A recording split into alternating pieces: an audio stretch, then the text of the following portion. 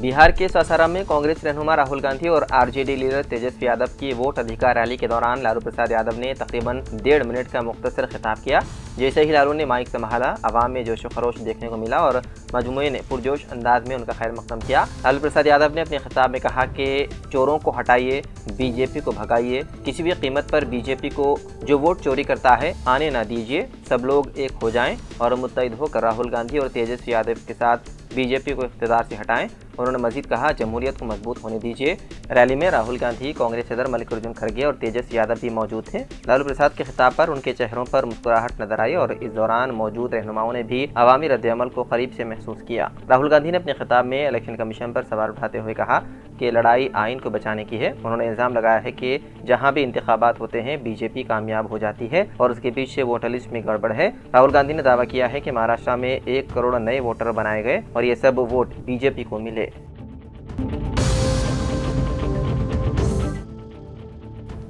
Telangana public service commission ने group 2 certificate की तस्दीक के लिए शेड्यूल का कर दिया ऐलान। कमीशन ने ग्रुप 2 की खिदमात के लिए मुंतखब उम्मीदवारों के लिए सर्टिफिकेट की तस्दीक के दूसरे मरहले का शेड्यूल जारी कर दिया। शॉर्टलिस्ट किए गए उम्मीदवारों के हाल टिकट नंबर कमीशन की ऑफिशियल वेबसाइट पर अपलोड कर दिए गए हैं।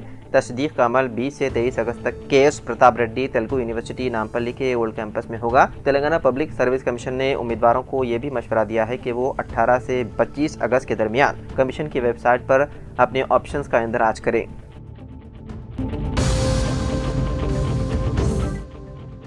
NDRF की टीमों ने एक लापता शख्स की तलाश शुरू कर दी, जो तेलंगाना में शदीद बारिश की वजह से कड़ेम प्रोजेक्ट के दरवाजे खोले जाने के दौरान तेज पानी के बहाव के दरमियान फंस गया था। उस शख्स की एक वीडियो, जिसकी शनाख्त कड़ेम मंडल के कन्नापुर गांव के T गंगाधर के तौर पर की गई है, जो पानी के शदीद बहाव के दरमियान बैठा हुआ है। इस दौरान रेस्क्यू टीमों ने उस तक पहुंचने की कोशिश की। बताया गया है कि वो 16 अगस्त हफ्ते से लापता है। मीडिया से बात करते हुए Nirmal superintendent of police Janaki Sharmila ने कहा कि ड्रोन तैनात करने के बावजूद हम उसे अभी तक नहीं ढूंढ पाए। एक लापता शख्स का मुकदमा दर्ज कर लिया गया है। वहीं महकमा मौसमियात ने इतवार 17 अगस्त को रियासत भर में इंतहाई शदीद बारिश की पेशन गोई की है। महकमा मौसमियात के मुताबिक हैदराबाद में भी गरज चमक के साथ शदीद बारिश का इम्कान किया गया है जाहिर।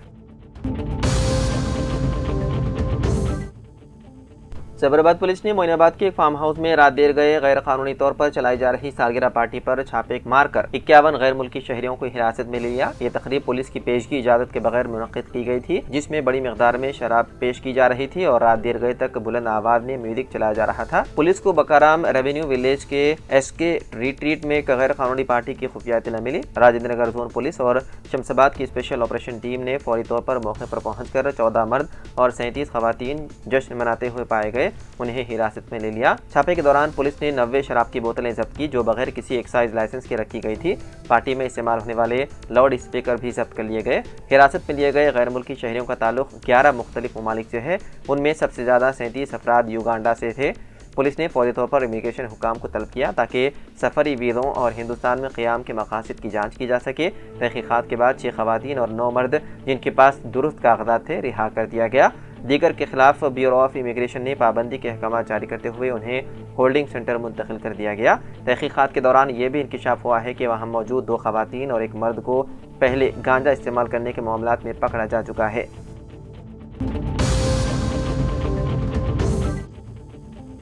मादापुर में एक हॉस्टल के मालिक को एक तालिबा के घर वालों ने उसके साथ मुबैना तौर पर बदतमीजी करने के इल्जाम में ज़दोकोब किया। रिपोर्ट के मुताबिक मुलजिम शख्स की शनाख्त सत्य प्रकाश के नाम से हुई है। उसने मुबैना तौर पर एक लड़की के साथ बदतमीजी की जो नीट इम्तिहान की तैयारी कर रही थी। वाक़े की इत्तला मिलते ही लड़की के घर वालों ने मुबैना तौर पर हॉस्टल पहुंचकर उस पर हमला कर दिया। इस वाक़े की वीडियो सोशल मीडिया पर वायरल हो गई, जिसमें देखा जा सकता है कि कुछ लोग कुर्सियां और फर्नीचर तोड़ते हुए देखे गए। मुलजिम को हुजूम से भागने की कोशिश करते हुए भी देखा गया। बाददां पुलिस ने जाए वक़ू पर पहुंचकर उसे हिरासत में लेते हुए पुलिस स्टेशन मुंतकिल कर दिया गया। हैदराबाद के इलाके राजेंद्र नगर में हफ्ते की देर रात आग लगने से 3 दुकानें जलकर खाकिस्तार हो गई। खुशकिस्मती से इस वाक़े में कोई जानी नुकसान नहीं हुआ, ताहम इस वाक़े में इमलाक को काफ़ी नुकसान पहुंचा है। ये आग तकरीबन 11 बजे SAR गार्डन फंक्शन हॉल के करीब वाक़े एयर कंडीशनर की मरम्मत की वर्कशॉप में लगी। आग के शोले तेजी से करीबी चिकन शॉप और प्याज के गोदाम तक फैल गई। सूरत हाल से निपटने के लिए मुख्तलिफ स्टेशनों से 3 फायर टेंडर्स को मौके पर तैनात कर दिया गया और 2 घंटों की कड़ी मशक्क़त के बाद आग पर काबू पा लिया गया। इब्तिदाई तहक़ीक़ात से पता चला है कि एसी की मरम्मत की दुकान में शॉर्ट सर्किट से ये आग लगी। हुक्काम असल वजह का तयन करने के लिए मज़ीद तहक़ीक़ात कर रही है।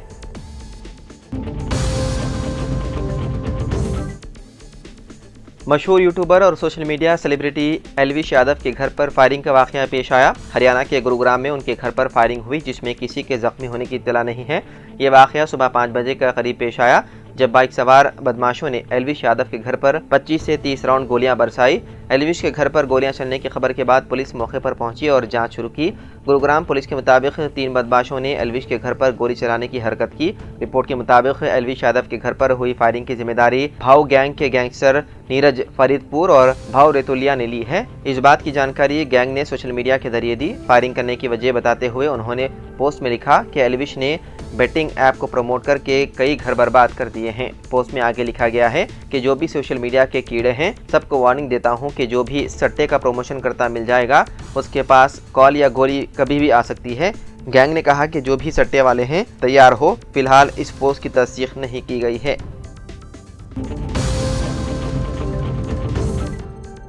रियासत तेलंगाना में मारवाड़ी गो बैक मुहिम जोर पकड़ती जा रही है। ताजिरों ने पीर को आमंगल मंडल में बंद का ऐलान किया है। ताजिरों ने इल्ज़ाम लगाया है कि राजस्थानी और गुजरातियों ने आमंगल आकर कारोबार कायम किया है, जिससे मुकामी ताजिरों को नुकसान हो रहा है।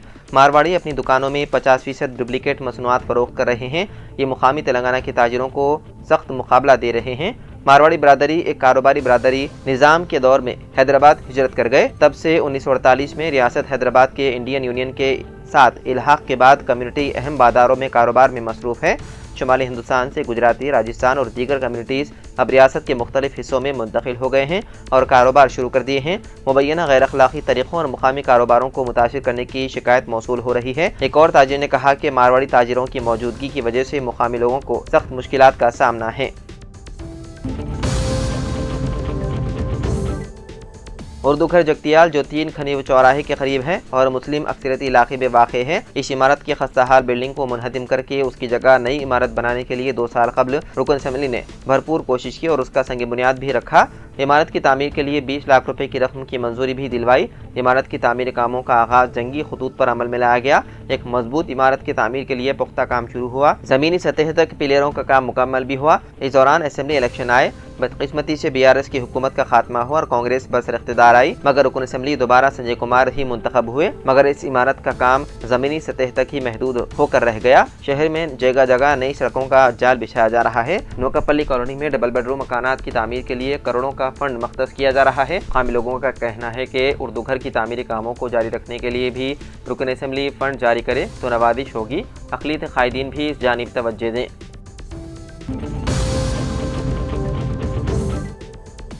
मुल्क भर की तरह हैदराबाद में भी वोट धोखाधड़ी के इल्जामात के दौरान कांग्रेस लीडर मोहम्मद फिरोज खान ने मजलिस के सदर असदुद्दीन ओवैसी को चैलेंज किया कि वो कुरान पर हाथ रखकर कसम खाएं कि हैदराबाद में वोट चोरी नहीं की गई। मीडिया से बातचीत के दौरान फिरोज खान ने कहा कि हैदराबाद रुकन पार्लियामेंट का दावा है कि आम इंतखाबात के दौरान हैदराबाद पार्लिमानी हल्के में या फिर नामपल्ली असम्बली हल्के में असम्बली इंतखाबात साल 2023 के दौरान कोई धांधली नहीं हुई। फिरोज खान ने कहा कि मैं असदुद्दीन ओवैसी को चैलेंज करता हूं कि वो अपने वालिद की तरह कुरान पर हाथ रखकर कसम खाएं। फिरोज खान ने कहा कि अगर असदुद्दीन ओवैसी कुरान पर हाथ रखकर ये दावा करते हैं कि हैदराबाद या नामपल्ली में वोट चोरी नहीं हुई, तो अपने इल्जामात पर रुकन पार्लियामेंट हैदराबाद से मादरत ख्वाही करेंगे और ये मसला फिर कभी नहीं उठाएंगे।